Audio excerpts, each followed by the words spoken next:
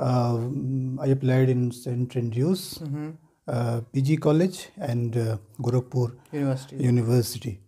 I appeared in the entrance test in the both जहाँ तक मुझे institution. पता है कि you have never appeared in any spoken English class. You have never joined any spoken English class. So without joining any spoken English class, how did you learn to speak English fluently? देखिए, ये शौक़ की बात होती है। जी। मेरा शौक़ शुरू से ही लिटरेचर की तरफ। अगर प्रैक्टिस करना है तो 1-to-1 कन्वर्सेशन के लिए भी साइट्स हैं और इससे सीखा जा सकता है।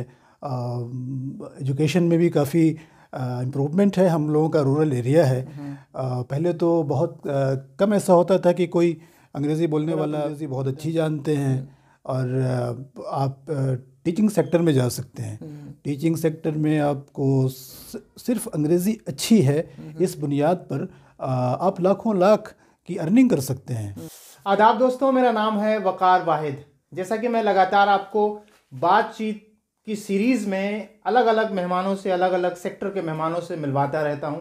पिछले कई सारे एपिसोड में कुछ लोगों से मुलाकात हुई जो लोग पॉलिटिक्स से थे, कुछ एजुकेशन के लोगों से मुलाकात हुई, या अपने अपने फील्ड में जिन लोगों ने कुछ महारत हासिल की है, ऐसे लोगों से मैं आपको ऑलरेडी मिलवा चुका हूं।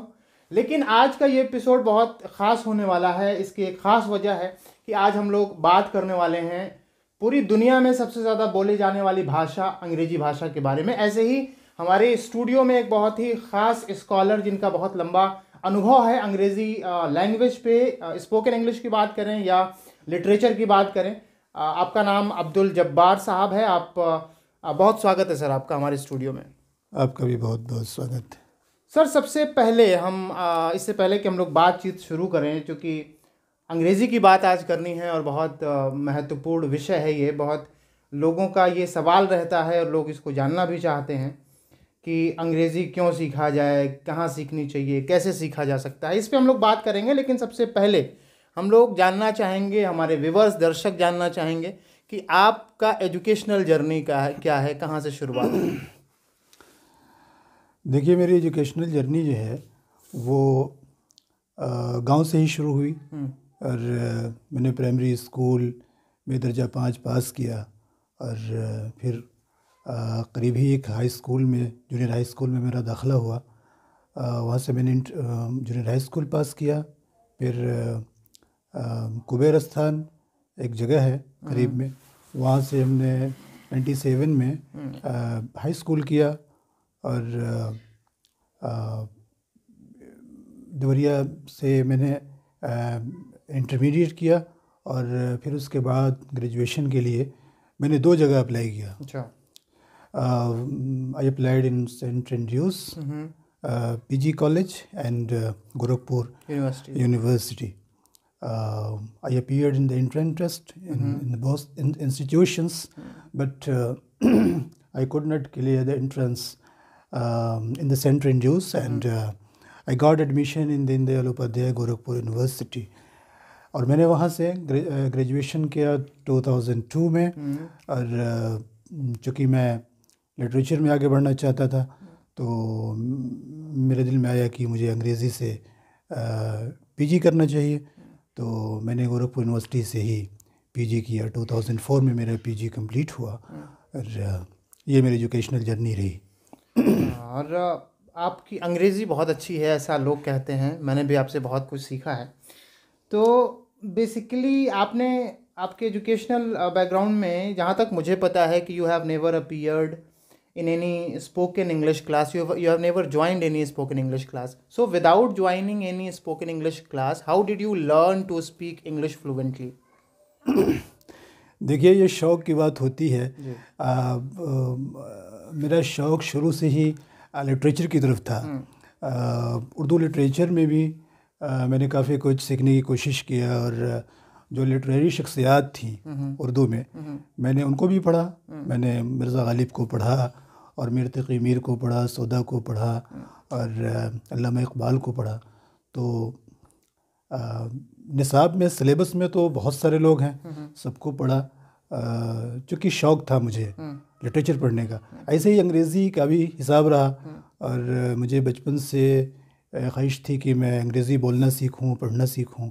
तो मैंने दिल लगा कर और मेहनत से पढ़ा, और जहाँ मुझे मौका मिला, जहाँ मैं कुछ सीख सकता था, मेरे बड़े जो सीनियर्स थे, मैं उनके पास जाता था, बैठता था और उनसे टॉक करने की कोशिश करता था।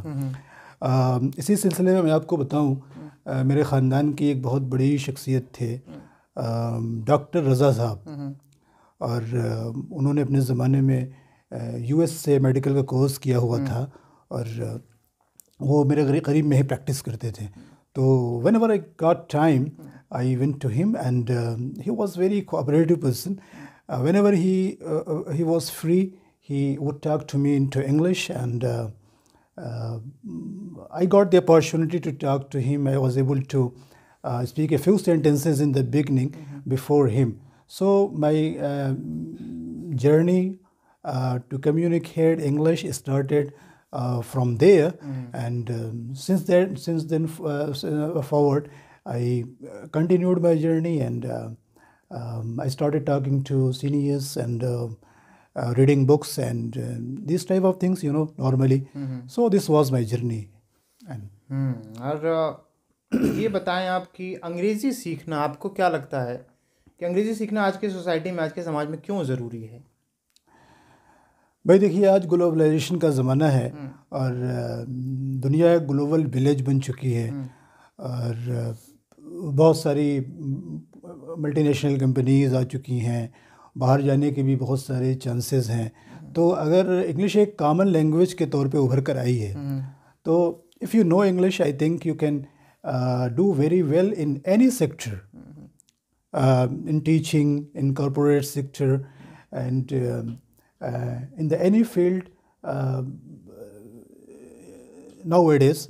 सो आपकी अंग्रेज़ी अगर अच्छी है तो आपको आपके फील्ड में, आपके रेस्पेक्टिव फील्ड में आपको बहुत अच्छा चांसेस मिलेगा, और आपके ग्रोथ के चांसेस बहुत ज़्यादा हैं, बढ़ जाएंगे। जी। अंग्रेज़ी सीखना क्यों ज़रूरी है, इस पे बात हम लोग कर चुके हैं। अब हम लोग को ये बताइए, आपके अंग्रेज़ी कैसे सीख सकता है कोई आदमी जो बिल्कुल बिगिनर है, जिसको नहीं पता है बहुत सारी चीज़ें, वो अपने आप को कैसे बेहतर बना सकता है इसमें? देखिए, आज के चंद दिनों पहले तो ये काफ़ी मुश्किल था, इंसान किताबों तक महदूद था, लेकिन आज इंफॉर्मेशन सेक्टर में बहुत बड़ा बूम आ चुका है, और everybody has a mobile, multimedia set into their hands. So अब ये तो बहुत आसान हो चुका है, और आपके पास यूट्यूब है, और there are world class communicators there. बहुत सारी साइट्स हैं जो स्पेशली इसी पे काम कर रही हैं, लैंग्वेजेस पे, और वो सिखा रही हैं। 1-to-1 लर्निंग सिस्टम है, फॉर एग्ज़ाम्पल क्लैपिंगो है, और कैम्बली है, और भी बहुत सारे ढेर सारे होंगे। तो आप जो है उन साइट्स पर लॉगिन करके, सब्सक्राइब करके, आप वर्ल्ड क्लास टीचर्स से घर बैठे अंग्रेज़ी सीख सकते हैं। कोई मुश्किल नहीं है। बहुत सारे वीडियोस हैं अवेलेबल, जो ख़ास तौर से इंग्लिश कम्युनिकेशन से जिनका ताल्लुक़ है, और वो वीडियोस स्पेशली उसी के लिए बनाए गए हैं कि कोई भी बंदा जो अंग्रेज़ी सीखना चाहता है वो उन वीडियोस को देखे, और जो वोकैबुलरीज या जो इडियम्स कम्युनिकेशन में यूज़ किए जाते हैं, सबको पाइल करके रखा हुआ है। और अगर प्रैक्टिस करना है तो 1-to-1 कन्वर्सेशन के लिए भी साइट्स हैं, और इससे सीखा जा सकता है। एजुकेशन में भी काफ़ी इम्प्रूवमेंट है। हम लोगों का रूरल एरिया है, पहले तो बहुत कम ऐसा होता था कि कोई अंग्रेज़ी बोलने वाला बंदा मिले, लेकिन अब चूँकि आप देख रहे हैं कि हर जगह इंग्लिश मीडियम स्कूल खुल चुके हैं, तो बहुत सारे लोग ऐसे हैं जो धीरे धीरे अंग्रेज़ी सीख चुके हैं या सीख रहे हैं। तो we can sit by them, I can talk to them, and can log in to the educational sites on YouTube. One thing is there, the applications you are talking about here, as you mentioned, all the applications I think they are chargeable. You have to pay, पैसा देना पड़ता है वहाँ, फिर वो आपको उसका subscription देते हैं, फिर आप उसको सीख पाते हैं। लेकिन हम ये चाहते हैं कि साथ ही साथ आप ऐसे हमारे दोस्तों को भी बताएं कि जो पैसा देने के मूड में नहीं है किसी वजह से, या उनके पास ऐसी व्यवस्था नहीं है, वो कैसे सीख सकते हैं बिना इन सब चीज़ों का इस्तेमाल किए हुए। किताबों से क्या सीखा जा सकता है, खुद से सीखा जा सकता है, कुछ बताएं। जी बिल्कुल, आपने बहुत अच्छा सवाल किया है। और किताबों से भी न्यूज़पेपर्स एक ऐसा ज़रिया है कि हम न्यूज़पेपर से हमको मॉडर्न वोकैबुलरी जो कम्युनिकेशन में हमको इस्तेमाल होती है वो मिल सकती है। और मैंने यूट्यूब की बात किया तो बहुत सारी स्पीचेस हैं जो वर्ल्ड क्लास लीडर्स की हर टॉपिक पे डिबेट्स अवेलेबल हैं जो फ्री ऑफ कास्ट हैं। तो आप डिबेट को सुन सकते हैं, आप लेक्चर्स को सुन सकते हैं और आप डिस्कशंस को सुन सकते हैं। इसके लिए आपको कोई पेमेंट करने की ज़रूरत नहीं है, आपने जो रिचार्ज कराया है वही आपके लिए काफ़ी है। अच्छा, लेकिन अब एक चीज़ और मुझे यहाँ समझ में आती है कि जो आप स्पीचेस की बात कर रहे हैं जो यूट्यूब पे अवेलेबल हैं, वो उन लोगों के लिए, मुझे ऐसा लगता है, आप इसको आगे इसको वाजे करेंगे कि उन लोगों के लिए ज़्यादा बेहतर है जिनको बेसिक चीज़ें आती हैं। एक इंसान जिसको बेसिक कुछ भी नहीं आता है, वो अंग्रेज़ी सुनेगा तो उसको कुछ समझ में नहीं आ रहा कि अगला क्या कह रहा है, फिर उसका इंटरेस्ट उसमें डेवलप नहीं होता है। जी जी जी, तो वो कैसे सीख सकता है? देखिए, इसके लिए मैं समझता हूँ कि जो ये सारी एडवांस लर्निंग की चीज़ों पे बात हो रही है, बेसिक्स की जहाँ तक बात है तो मार्केट में ऐसी किताबें अवेलेबल हैं। मैं आपको एक किताब का नाम बताता हूँ जिसको सब लोग तकरीबन जानते हैं, ज़रूर, इसलिए कि ऑक्सफोर्ड बेसिक इंग्लिश ट्रांसलेशन और ऑक्सफोर्ड बेसिक इंग्लिश ग्रामर, पूरी सीरीज़ है ये। बहुत ही लो लेवल से, नर्सरी से आपको हाई स्कूल इंटरमीडिएट तक ये किताबें मिलेंगी और ये किताबें बहुत बेहतर अंदाज में लिखी गई हैं। काफ़ी स्टैंडर्ड्स बुक है ये और बहुत सस्ती हैं। मेरे ख़्याल से मैंने एक बच्चे को बोला ख़रीदने के लिए, तो वो जूनियर हाई स्कूल की बुक सिर्फ 30 रुपीज़ में लेके आया। तो ये बेसिक्स के लिए ऑक्सफोर्ड इंग्लिश की जो सीरीज़ है वो मेरे ख़्याल से बहुत अच्छी है। और चूँकि मैं इंग्लिश पढ़ाता हूँ तो मुझे लगता है कि उससे अच्छी बुक्स हिंदी मीडियम बच्चों के लिए नहीं है। तो वो एक अच्छा ज़रिया है और बेसिक्स उससे कवर किया जा सकता है और फिर आगे एडवांस लर्निंग के लिए आप यूट्यूब साइट्स और लेक्चर्स और स्पीचेस का सहारा ले सकते हैं। और ऐसे लोग भी आपको मिल जाएंगे जो इंग्लिश में इंटरेस्टेड हैं और उनसे भी आपको हेल्प मिलेगी। और अगर someone wants to take my help, I am always available here and students are most welcome. सही है, ऑक्सफोर्ड से सीखा जा सकता है बेसिक।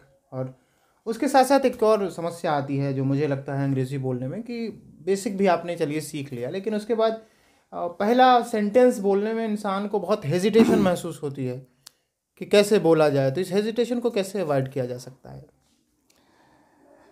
देखिए, हेजिटेशन तो ये सबके साथ शुरू में आती है, तो हमको जो है इसको अवॉइड करना ही पड़ेगा।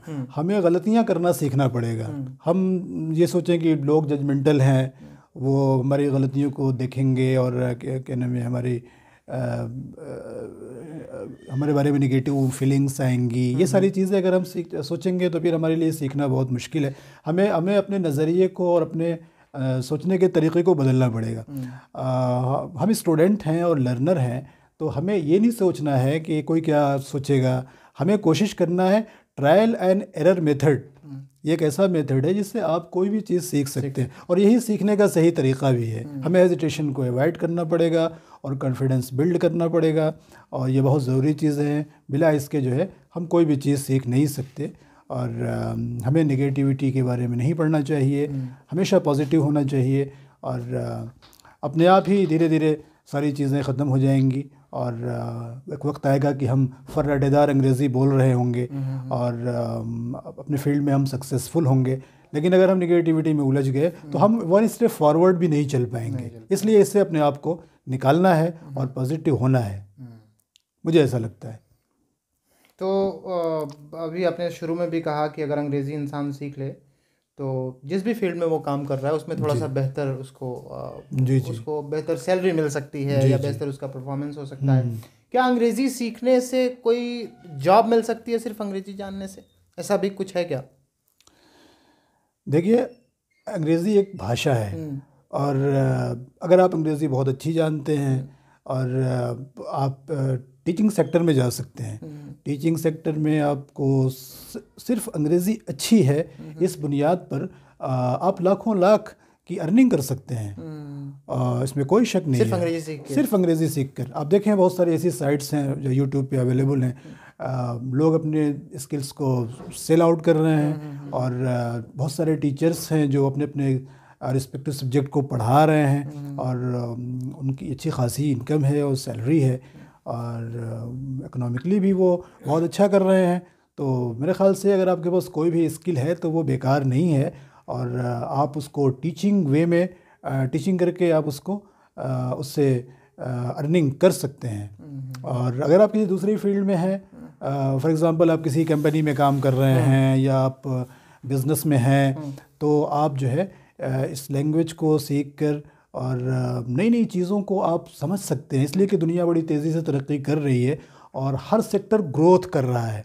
तो हमारे पास अगर अंग्रेज़ी की स्किल होगी तो हम जिस भी सेक्टर में चाहें उस सेक्टर में उसको यूज़ करके और अपने बिज़नेस को, अपने कैरियर को आगे ले जा सकते हैं। अभी हमने वॉरेन बफेट को सुन रहे थे, तो वॉरेन बफेट ने कहा कि आपके पास जो भी स्किल हैं आप उसको सेल आउट करने का तरीक़ा आपके पास होना चाहिए। और बिज़नेस मैनेजमेंट यही सिखाता है कि अपनी चीज़ को आपको मार्केट में लॉन्च कैसे करना है। आप अगर अपनी स्किल को लॉन्च करने में सक्सेसफुल हैं तो मेरे ख़्याल से अंग्रेज़ी एक बहुत अच्छा ज़रिया है और इससे आप अपनी अर्निंग भी बढ़ा सकते हैं और मुआशरे में भी इज़्ज़त पा सकते हैं और अपनी स्किल को भी डेवलप कर सकते हैं। बिल्कुल, और बहुत सटीक और शानदार जानकारी आपने दी। आखिर में चलते चलते युवाओं को क्या संदेश देना चाहेंगे आप? मैं युवाओं से ये कहना चाहता हूँ कि वो एजुकेशन की फील्ड में आगे आएँ। बिना एजुकेशन में आगे आए हमारा ऑल राउंड डेवलपमेंट नहीं हो सकता है। एक पढ़ा लिखा आदमी और एजुकेटेड पर्सन चीज़ों को जिस नज़रिए से देखता है उस नज़रिए से एक अनपढ़ और अनएजुकेटेड पर्सन नहीं देख सकता। तो एजुकेशन अपने सोशल स्टेटस को और अपने अर्निंग को बढ़ाने का और एक मकाम हासिल करने का बड़ा बेहतरीन ज़रिया है और इसके लिए हमारी जो गवर्नमेंट बहुत काम कर रही है और गांव-गांव में स्कूल्स खुले हुए हैं और गवर्नमेंट अच्छा खासा जीडीपी का अच्छा खासा हिस्सा एजुकेशन पे ख़र्च कर रही है। फ्री खाना दिया जा रहा है, कपड़ा बच्चों को दिया जा रहा है, बेसिक एजुकेशन में स्पेशली, तो स्कॉलरशिप्स भी दी जाती हैं वक्तन फ़वक्तन। तो इसका फ़ायदा हम उठाएं और अपने आप को एजुकेट करें, अपने बगल बगल के लोगों को एजुकेट करें और एक एजुकेशन का माहौल बनाएं। इससे हम आगे बढ़ सकते हैं, दूसरों को भी आगे बढ़ने का मौका मिलेगा और हमारा एरिया, ख़ास तौर से जो हम लोगों का ये बेल्ट है, ये बहुत तरक्की कर सकता है, आगे बढ़ सकता है और हम डेवलपमेंट की तरफ बड़ी तेज़ी से बढ़ सकते हैं। एजुकेशन एक वाइज ज़रिया है, मैं ऐसा समझता हूँ। तो मैं युवाओं से ये कहना चाहूँगा, नेक्स्ट जनरेशन से, कि वो अपने आप को एजुकेट करें जिस फील्ड में जाना चाहें।